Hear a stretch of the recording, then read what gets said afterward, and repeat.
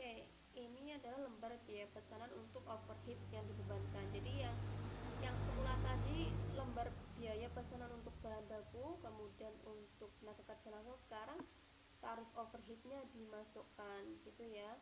Nah, ini overhead aktualnya didapatkan 615 US dollar.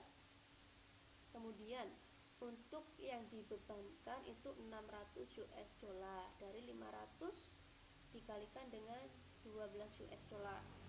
Kemudian untuk lembar biaya pesanan mulai dari supply check sama ligasong dimasukkan overhead yang dibebankan. Oke, sudah ya, dibebankan 360 untuk ligasong, untuk overhead yang dibebankan di supply check 240. Kemudian akuntansi untuk barang jadi. Oke. Setelah pekerjaan selesai, jumlah bahan baku langsung, tenaga kerja langsung, dan overhead dibebankan dijumlahkan untuk menghasilkan biaya produksi suatu pekerjaan. Selanjutnya, lembar biaya pesanan ditransfer ke file barang jadi. Sebagai contoh, anggaplah supply check selesai pada bulan Januari dengan lembar biaya seperti ditunjukkan pada tampilan 6/8. Karena supply check 1 telah selesai, jumlah biaya produksi supply check sebesar 2.320 ditransfer dari barang proses ke barang jadi. Penyelesaian suatu pekerjaan merupakan langkah penting dalam arus biaya produksi. Biaya pekerjaan diselesaikan harus dikeluarkan dari barang proses, ditambahkan ke barang jadi, dan akhirnya ditambahkan ke beban harga pokok penjualan dalam laporan laba rugi. Jadwal harga pokok produksi yang disajikan pada tampilan 6/9 meringkas aktivitas produksi PNP selama bulan Januari. Oke, ini adalah tampilan 6/8. Dijelaskan di atas tadi bahwa yang sudah selesai hanya supply check 001, sehingga dari barang proses dirubah ke barang jadi dengan nilai totalnya 2320 US dollar. Sehingga biaya per unitnya sudah diketahui sebesar 11,60 US dollar. Sedangkan yang ligasong ini masih belum ketemu biaya per unitnya karena di sini belum jadi masih dalam proses, belum selesai. Kemudian ini adalah PNP, laporan harga pokok produksinya. Persediaan awal bahan bakunya 0, pembelian bahan bakunya semula 3.500, kemudian persediaan akhir bahan bakunya 4.200, sehingga yang digunakan hanya 3.080 US dollar. Kemudian ditambahkan tenaga kerja langsungnya 750, overheadnya ditotalkan sebesar 600 ya, 600 karena yang dibebankan tadi 600, kemudian ini adalah overhead aktualnya. Biaya produksi saat ini 4.430, jadi yang di sisi kanan ini nanti ditambahkan. Untuk 400 US dollar ini mohon nanti di bukunya dimasukkan ke sisi ini karena ini adalah bagian dari overheadnya, perhitungan overhead. Kemudian jumlah biaya produksinya 4.430 dikurangi dengan biaya akhir barang dalam prosesnya 2.110. Nah, biaya barang dalam proses ini adalah miliknya si ligasong yang belum selesai, sehingga harga pokok produksinya sebesar 2.320 ini adalah milik total dari supply check yang sudah jadi. Karena biaya akhir barang dalam proses ini hanya milik ligasong karena barangnya belum jadi hanya yang dimasukkan HPP-nya ini adalah miliknya si supply check yang ini tadi. Ini ya, ligasong ini masih dalam proses, sehingga kalau di laporan harga pokok produksi dimasukkan ke biaya akhir barang dalam proses dikurangi. Oke. Next ke akuntansi untuk beban pokok penjualan. Nah, ketika supply check diselesaikan, harga pokok penjualan meningkat sebesar 2.320 dan biaya barang dalam proses menurun dalam jumlah yang sama. Selanjutnya, penjualan diakui dengan menaikkan laba penjualan dan akun piutang dagang sejumlah 3.480. Didapatkan dari biayanya ditambahkan 50% dari biaya, jadi 2.320 ditambahkan separuh dari 2.320 yaitu 1.160.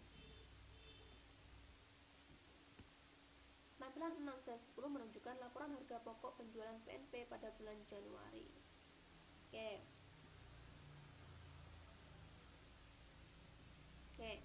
Di sini tadi dijelaskan bahwa overhead aktualnya lebih tinggi dibandingkan overhead yang dibebankan. Sehingga di sini variansinya adalah overhead yang terlalu rendah dibebankan. Lebih tinggi 15 US dollar ya, karena yang miliknya si overhead dibebankan hanya 600 US dollar. Kapan harga pokok penjualannya? Nah, harga pokok produksinya diketemukan 2320, barang yang tersedia untuk dijual 2320, sehingga di sini harga pokok penjualan yang disesuaikan 2335 karena ditambahkan dengan overhead variansi overheadnya tadi selisihnya yaitu sebesar 15 US dollar. Next ke akuntansi untuk biaya non produksi. Biaya yang berkaitan dengan aktivitas penjualan dan administrasi umum diklasifikasikan sebagai biaya non-produksi. Biaya ini merupakan biaya periodik dan tidak pernah dibebankan pada produk. Biaya tersebut bukanlah bagian dari arus biaya produksi. Asumsikan PNP tadi memiliki transaksi tambahan berikut selama bulan Januari. Siklus iklan dan komisi penjualan ini masuk ke biaya penjualan. Perlengkapan penyusutan peralatan ini masuk ke biaya administrasi. Bila di total untuk biaya penjualannya yaitu 400, kemudian untuk administrasinya 350. Nah, sekarang dimasukkan ke laporan laba rugi tadi. Yang semula kan 0 nih. Nah, karena di sini belum dikurangi. Oke. Penjualannya 3480 dikurangi dengan harga pokok penjualannya 2335. Kemudian didapatkan margin kotornya 1145. Kemudian dikurangi lagi dengan biaya periodiknya, mulai dari beban penjualan dan beban administrasinya sebesar 750, sehingga laba kotornya 395 US dollar. Next ke lingkungan proses dan arus biaya. Pertimbangkan memo dari konsultan pada skenario pembukaan. Produk Health Blend melalui 3 proses dipusatkan pada departemen produksi. Dalam departemen peracikan, tenaga kerja langsung memilih herba, vitamin, mineral, dan bahan penyatu yang tepat. Kemudian ketika campuran tersebut selesai, hasil campuran dikirim ke departemen pengapsulan, di mana campuran vitamin, mineral, atau herba dimasukkan dalam mesin yang mengisi separuh bagian dari kapsul gelatin. Selain dari departemen peracikan, departemen pengapsulan, ada lagi departemen pembotolan. Di tahap akhir, kapsul yang telah terisi dipindahkan ke departemen pembotolan, dimasukkan dalam slis gerobak dan dihitung masuk ke botol secara otomatis. Oke.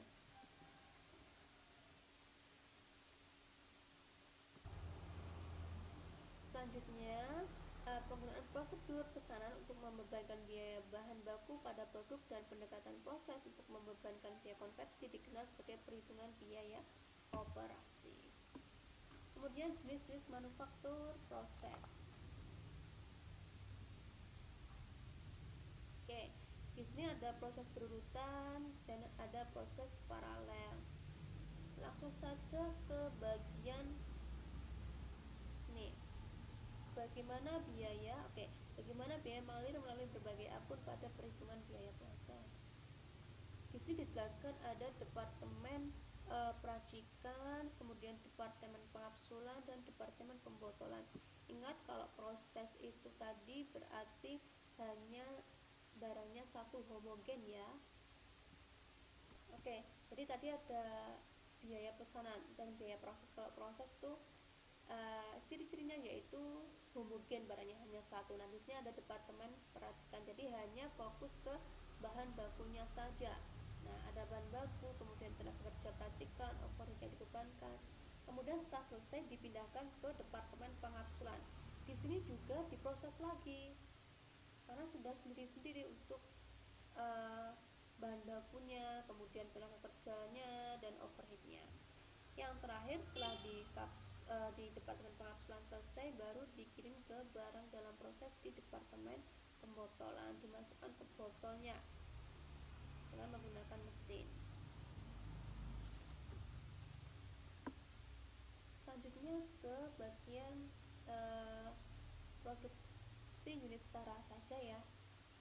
Persediaan akhir barang dalam proses adalah barang yang belum selesai. Oleh karena itu, suatu unit yang telah selesai dan ditransfer keluar dalam suatu periode tidak identik atau setara dengan unit dalam persediaan akhir barang dalam proses.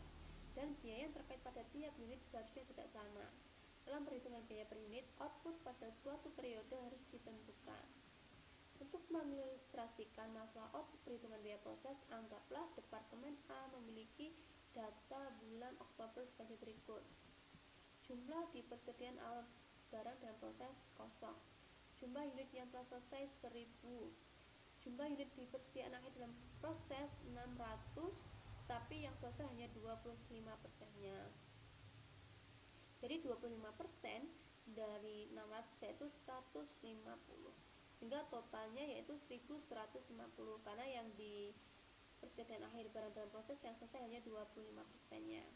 Jumlah biaya produksinya 11.500. Output unit setara adalah unit telah terselesaikan dan dapat diproduksi dengan jumlah usaha manufaktur yang telah dilakukan pada periode acuan. Kayak ini perhitungannya ya.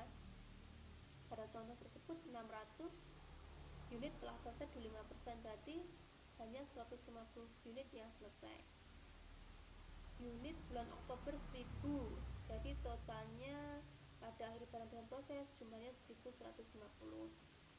Kemudian dengan menggunakan output untuk suatu periode, biaya produksi untuk departemen periode tersebut 11.500 dalam contoh ini. Kita dapat menghitung biaya per unit yang dalam hal ini adalah 10 US dollar dari 11.500 dibagi totalnya. Ini 11.500 dibagi 1.150. Biaya per unit digunakan untuk membebankan biaya, yaitu 10.000 US dollar dari 1.000 tadi dikalikan 10.000. Kemudian biaya pada akhir dalam proses tadi 1.500 dari 10 US dollar kali 150. Oke. Dua metode perlakuan persediaan awal barang dalam proses, ada rata tertimbang dan FIFO atau first in first out. Pada dasarnya, metode perhitungan biaya rata tertimbang menggabungkan biaya persediaan awal dengan biaya periode saat ini. Untuk menghitung biaya per unit, intinya biaya disatukan dan hanya satu biaya unit rata-rata yang dihitung dan dibebankan pada unit ditransfer keluar maupun unit yang tetap dalam persediaan akhir. Lain pihak, FIFO memisahkan unit dalam persediaan awal dari unit yang diproduksi dalam periode saat ini. Asumsikan bahwa unit dari persediaan awal diselesaikan lebih dulu, kemudian ditransfer keluar bersama dengan semua biaya periode sebelumnya dan ditambah biaya periode saat ini yang diperlukan untuk menyelesaikan unit-unit tersebut. Oke, ini contohnya yaitu 100 unit selesai. Nah, setara dengan 100 unit selesai. 200 unit selesai setara dengan 100 unit selesai bila ini ada 50% yang selesai. Jadi kalau satu kotak penuh ini adalah 100 unit, sedangkan separuh berarti 50% yang selesai dari 200 unit. Paham ya ini insya Allah ya. 1000 unit telah selesai, 600 unit 25% selesai. Berarti kalau 1000 unit ini ada 10 kotak full. Sedangkan kalau 600 unit ini kotaknya 6, tetapi yang selesai hanya 25% selesai. Nah, ini ya. Jadi setara dengan 150 unit yang selesai. Jadi jumlah sebesar 1150 persediaan akhir barang dalam proses. Kemudian perhitungan biaya rata tertimbang. Langsung ke 5 langkah dalam menyiapkan laporan produksi. Laporan produksi meringkas biaya dan aktivitas manufaktur bagi suatu departemen produksi untuk suatu periode tertentu. Pola umumnya dideskripsikan dalam 5 langkah sebagai berikut. Analisis aliran unit secara fisik, jadi ini nanti kalau mau membuat laporan produksi harus urut mulai dari secara fisik, unit-unit setara, biaya per unit, penilaian persediaan